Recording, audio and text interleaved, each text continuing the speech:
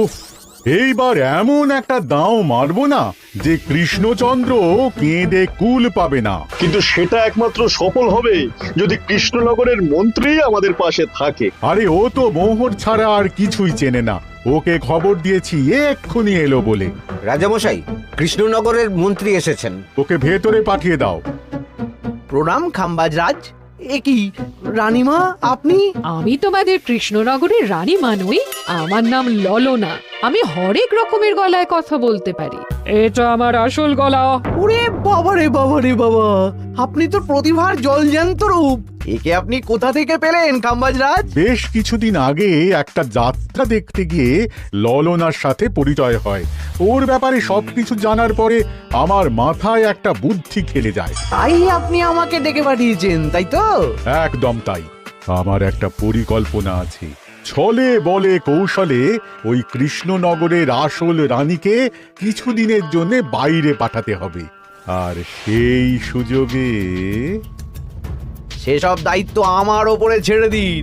আমি নিজের দায়িত্ব নিয়ে ললনাকে কৃষ্ণনগরের রানীর সমস্ত আদব কায়দা শিখিয়ে দিয়েছি।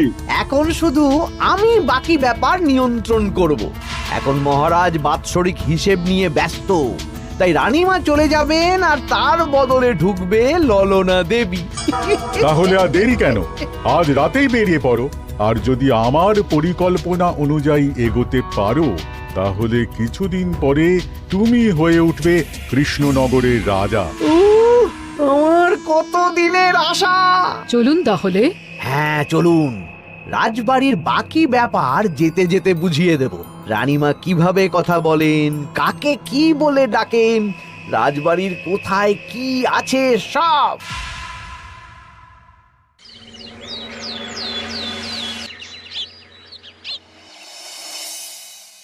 কি গো গিন্নি, জ্বরটা নেমেছে?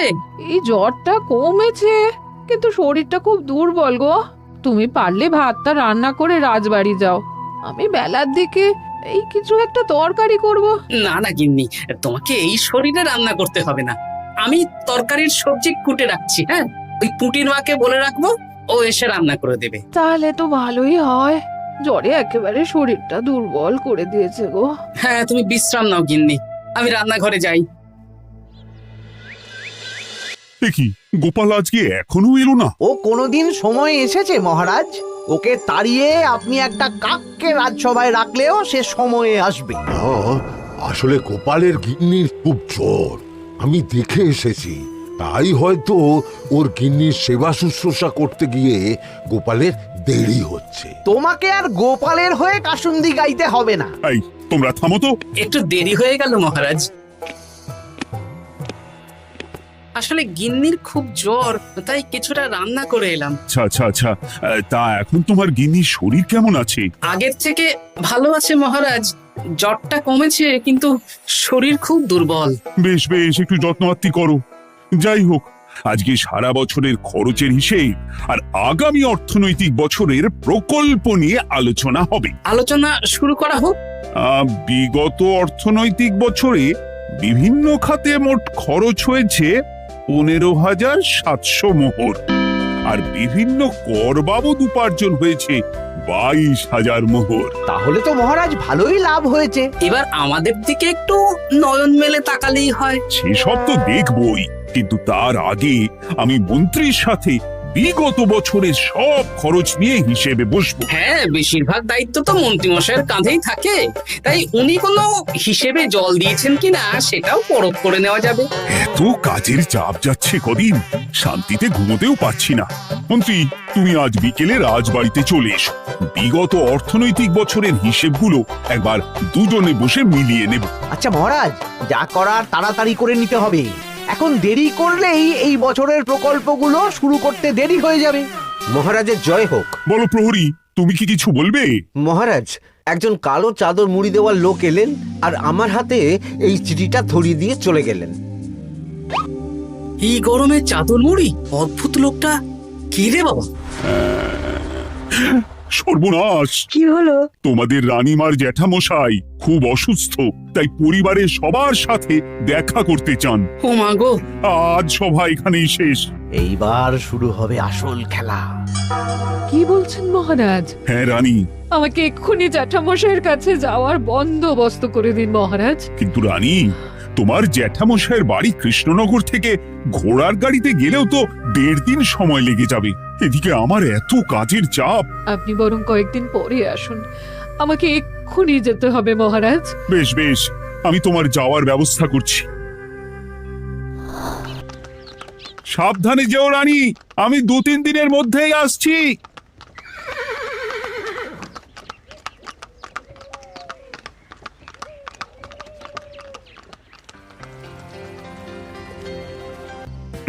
মন্ত্রী, বিগত অর্থনৈতিক বছরে আমাদের পাঠশালার উন্নতির জন্য কত খরচ করা হয়েছিল একটু দেখো তো।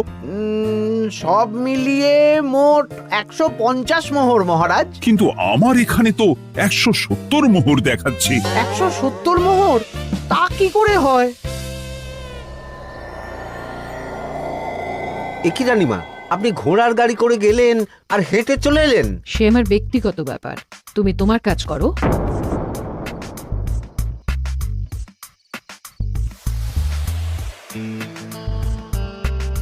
এ কি রানী, তুমি চলে এলে? আমার শরীরটা খুব একটা ভালো লাগছে না মহারাজ, পেটটা কামড়াচ্ছে, তাই সহিসকে বললাম ঘোড়ার গাড়ি নিয়ে জ্যাঠামশাইকে দেখে আসতে, আর আমি বাড়ি চলে এলাম। ও, সহিস এসে খবর দেবে, তারপর আমি আর আপনি দুজনে একসাথে যাব।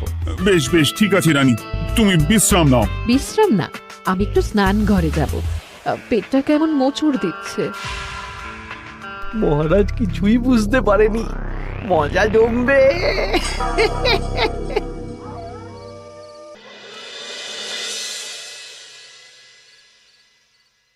এ কি রানী, তুমি তোমার সব গয়না গাটি বের করছো কেন? আমার আর এই পুরনো নকশার গয়না পছন্দ নয় মহারাজ, ভাবছি কালকে সকালবেলা এই গয়নাগুলো শ্যাকরাকে দিয়ে শহুরে নকশায় নতুন গয়না বানাবো। কিন্তু এগুলো তো তোমার সবই পছন্দের গয়না। কিন্তু মহারাজ, আমি ভেবে দেখলাম এই গয়নাগুলো সবই বড্ড ভারী গয়না, আমি শহুরে আধুনিক নকশার হালকা গয়না পরবো। এমনিতেই জ্যাঠামশাইয়ের শরীরটা ভালো নেই, মনটাও ভালো নেই, ও, পেটটা কেমন মোচড় দিচ্ছে, আমি আরেকবার স্নান ঘরে যাব।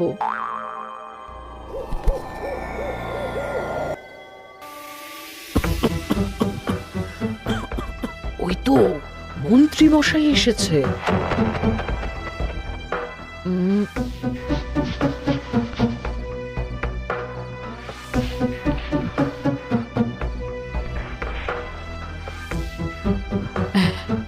এই রাজ্যে গোপাল আমার শত্রু, কালকে থেকে গোপালকে খাটাবে।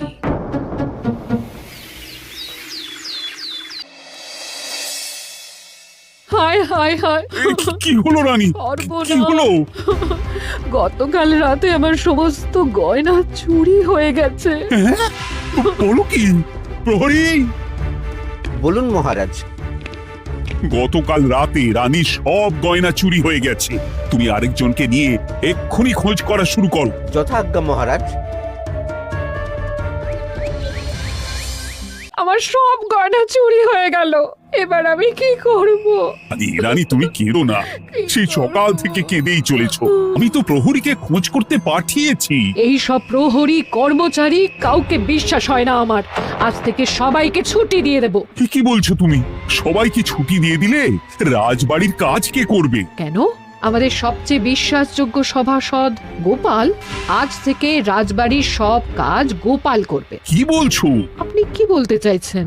গোপাল বিশ্বাসযোগ্য না? হ্যাঁ, গোপাল আমার সবচেয়ে প্রিয়, ওর চেয়ে বিশ্বাসযোগ্য আর কেউ নেই। কিন্তু কোনো কিন্তু না, বলবেন আপনার আদেশ। এক্ষুনি গোপালকে ডেকে পাঠান। যেমন তোমার ইচ্ছে। গোপাল, গতকাল রাতে রানী সব গয়না চুরি হয়ে গেছে, তাও আবার ঘরের ভেতর থেকে। আমি চাই তোমার মতো বিশ্বাসযোগ্য লোকই রাজবাড়ির সমস্ত কাজ করুক। মানেটা ঠিক বুঝতে পারলাম না রানীমা। মানে আমি রাজবাড়ির বেশিরভাগ কর্মচারীকে ছুটি দিয়ে দিচ্ছি, তার বদলে রাজবাড়ির কাজ করবে তুমি। কিন্তু কোনো কিন্তু না, রাজসভার ভাড়ামো অনেক হয়েছে। এবার থেকে তোমার কাজ বাসন মাজা, ঘর মোছা, কাপড় কাচা, পুরো রাজবাড়ি ঝাঁট দিয়ে পরিষ্কার করা। এই সেরেছি। যাও, রান্নাঘর থেকে বাসন নিয়ে পুকুর পাড়ে গিয়ে বাসন মাজবে। এ কি গোপাল, রাজসভা থেকে সোজা পুকুর পাড়ে? এ কি হয়েছে নাকি? খুব হাসি পাচ্ছে না? হাসি তো পাবেই, নতুন রানীমা আসার পরে তোমার এই হাল করে ছেড়ে দিল। নতুন রানীমা? না, আসলে ঘটা বলতে চাইছে রানীমা তোমাকে নতুন চাকরি দিয়ে এই হাল করলো। যা হয়েছে ভালো হয়েছে, আমার পেছনে না লেগে নিজের কাজ করুন যান। কোথায় কি বলতে হয় জানিস না নাকি? অভ্যেস নেই তো, তাই মুখ ফসকে বেরিয়ে গেছে। রাজ্যে চোরের উপদ্রব বেড়ে গেছে, তাই আমরা কিভাবে চোরের উপদ্রব কমানো যায় সেই নিয়ে আজকে একটা আলোচনা করব। কিন্তু মহারাজ, রাজসভায় এখনো তো সবাই আসেনি। এই তো এসে গেছি। ওই রাজবাড়ির জামা কাপড় কাচ্ছিলাম। এ কি, গোপাল এখন রাজবাড়ির জামা কাপড় কাচে? হ্যাঁ, সেসব করতে গিয়ে আমার নিজের জামা কাপড়ই ভিজে গেল, তাই বদলে এলাম। মহারাজ, রানীমা ঘোড়ার গাড়ি করে এসেছেন। মানেটা কি? রানী তো রাজবাড়িতেই আছে। হে কি মহারাজ, আমি প্রহরীদের কাছে শুনলাম আমার মতন দেখতে কেউ রাজবাড়িতে উড়ে এসে জুড়ে বসেছে। মানে তুমি তো আগেই চলে এলে। কি কাণ্ড! এই কে? শুনলাম আমার মতন দেখতে কেউ এসেছে। ও আচ্ছা, আপনি। তা কি চাই আপনার? বোঝো কাণ্ড, একরকম দেখতে একরকম গলা। এ বলে আমি আসল, ও বলে আমি। হয় হয় হয়, আসল নকল বোঝাই দায়। একটা নয়, দুটো রানী। আমার জ্যাঠামশাই একদম সুস্থ। এই মহিলা নিশ্চয়ই ভুয়ো চিঠি দিয়ে নিজের রাজবাড়িতে ঢোকার সুযোগ খুঁজছিল। একদম বাজে কথা বলবেন না।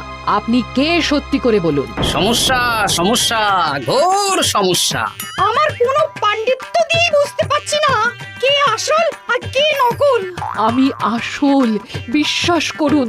আমি তো এই মাত্র এলাম। না, আপনি নকল, আমি আসল। কিভাবে বুঝবো? আমি বলবো মহারাজ, এই যে এই রানী আসল। হ্যাঁ, কিন্তু মন্ত্রীমশাই, আপনি কি করে বুঝলেন? না মানে এই রানীমা তোমার উপরে এত ভরসা করে রাজবাড়ির কাজ করাচ্ছেন, কাউকে বিশ্বাস করেননি, একমাত্র তোমাকে বিশ্বাস করেছেন। এত ভালোবাসা, এত বিশ্বাস কার থাকতে পারে বলো? মানে গোপাল, তুমি রাজবাড়ির কি কাজ করছো? বাসন মাজা, ঘর মোছা, বাগান পরিষ্কার, অনেক কাজ করছি রানীমা। আপনার সব গয়না চুরি হয়ে গেল, তাই কাউকে বিশ্বাস করা যাবে না বলে ওই রানীমা আমাকে কাজে রাখলেন। এই ওই বন্ধ করে একটা উপায় বের করো। বেশ বেশ, আমি ধরে নিচ্ছি দুজনেই আসল। তাই আপনাদের দুজনকে আমি পরীক্ষা নেব, দেখব কে উত্তীর্ণ হন। তাই নাও। আপনারা দুজনেই তো সেনাপতিকে চেনেন, বলুন তো সেনাপতির আসল নাম কি? সনাতন সেন। আচ্ছা, আপনাদের বাপের বাড়ি কোথায়? বিজয়গড়। দূর দূর, গড়গড় করে সবই বলে দিচ্ছে। এভাবে হবে না, অন্য কোনো উপায় ভাবো। বেশ, সেনাপতি তলোয়ার দাও তো। দিচ্ছি। এই নিন, এই তলোয়ার দিয়ে মহারাজকে মেরে ফেলুন। আপনাদের মধ্যে কে মারতে চান বলুন। এসব তুমি কি বলছো গোপাল? মহারাজ আমার পতি পরমেশ্বর, ওনাকে আমি মারতে পারি? আমি স্বপ্নেও ভাবতে পারিনি গোপাল তুমি এই জঘন্য কাজ আমাকে করতে বলবে। আমি নিজের প্রাণের আহুতি দিতে পারি, কিন্তু মহারাজের গায়ে একটা আঁচড়ও দিতে পারবো না। উফ, খাম্বাজরাজ বেছে বেছে এক ধুরন্ধর নারীকে পাঠিয়েছেন, কোনো জবাব নেই। আমি বুঝতে পারছি না মহারাজ, এনাদের হাবভাব, কথাবার্তা, রূপ সবই একরকম। তবে যিনি ঘোড়ার গাড়ি চেপে এখন ফিরলেন, তিনি আসল হলেও হতে পারেন। আমি আসল, বিশ্বাস করুন। বললেই হলো? আসল হলে প্রমাণ করুন। বেশ, আজকে আর মাথায় কিছু আসছে না, আমি কাল আসবো। ততক্ষণ আপনারা দুজনে রাজবাড়ির দুটো ঘরে থাকুন। কি ছক মারিতে পড়লাম রে বাবা। ললনা একদম তৈরি হয়ে এসেছে। দারুণ মজা হচ্ছে বলুন। এবার শুধু একবার আসল রানীকে সরিয়ে ললনা যদি রানী হয়ে যায়, তাহলে রানীর গয়নার মতন সব আমার হাতে চলে আসবে। তারপর কি হবে? তারপর ধীরে ধীরে মহারাজকেও কায়দা করে সরিয়ে দেব, আর খাম্বাজ রাজ আর আমি এই দুজনে মিলে এই রাজ্য চালাবো। কি বুদ্ধি আপনার মাথায়।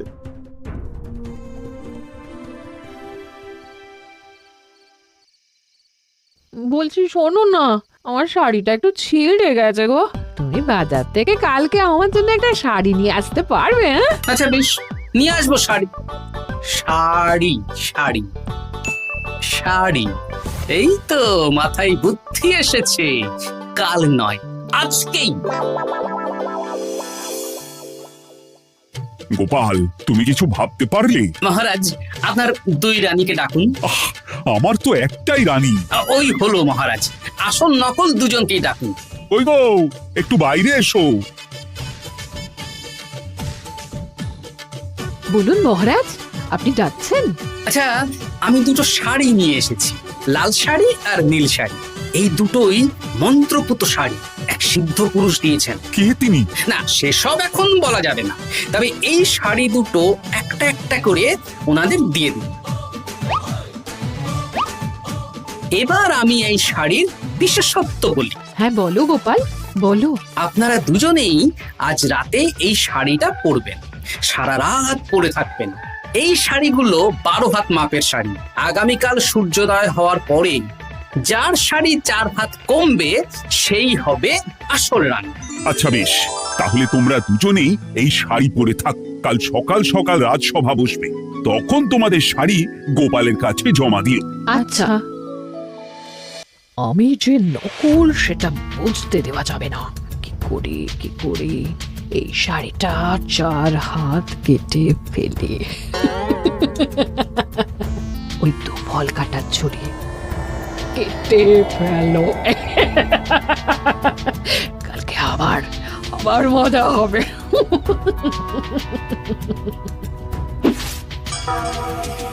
হে ঠাকুর, রক্ষা করো ঠাকুর, আমার শাড়িটা যেন 4 হাত কমে যায়। ঠাকুর রক্ষা করো।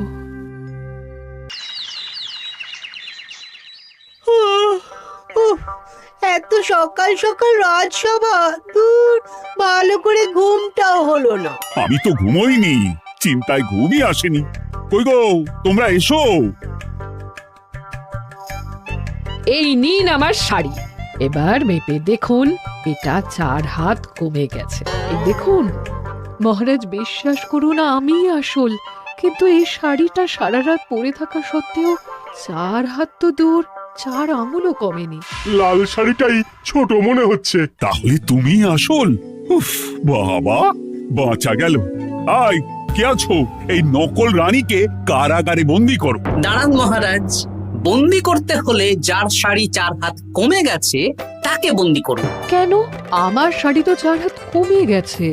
শর্ত অনুযায়ী যে আসল তার শাড়ি তো 4 হাত কমবে না। আপনি ধরা পড়ে গেছেন নতুন রানীমা। এগুলো কোনো মন্ত্রপুত শাড়ি নয়, এগুলো আমার পরিকল্পনার প্যাচ। আপনি নিশ্চয়ই নিজেকে আসল প্রমাণ করার জন্য শাড়িটা কেটেছেন। না মানে, না না না, তাহলে কমলো কি করে? না মানে হয়ে গেল। সত্যি গোপাল, তোমার বুদ্ধির জবাব নেই। গোপাল, তুমি আমাকে বাঁচালে। এই যে নতুন রানীমা, চুপ করে কেন? ওকে আমি কারাগারে গিয়ে বেত মারছি, তাহলেই সব বলবে। বল, কে তুই বল। আসলে মানে আমার নাম ললনা, আমি যাত্রাপালা করি, অনেক রকম গলায় কথা বলতে পারি। কদিন আগে খাম্বাজ রাজ আর এই মন্ত্রী মশাই